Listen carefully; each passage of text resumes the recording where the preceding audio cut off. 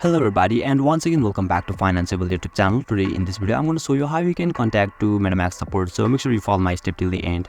First thing first, I assume that you have already downloaded the Metamask app and already logged in, and now right after that, once you open it, you'll be able to see the interface or dashboard of the Metamask apps on in the screen, or you can see the setting option at the bottom right corner of this dashboard. Simply tap on that option, and you need to scroll a little bit down unless you find the contact support option. So once you find it, simply tap on that contact support option, and now you'll be redirected to the another page where you need to scroll a little bit down, and you can see the chat with support option. So simply tap on that chat with support button, and yeah, you'll be able to contact with Metamask support successfully. So basically this is how you can contact your Metamask support, and if you still encounter any issue during this process, feel free to leave a comment and I'll be happy to assist you.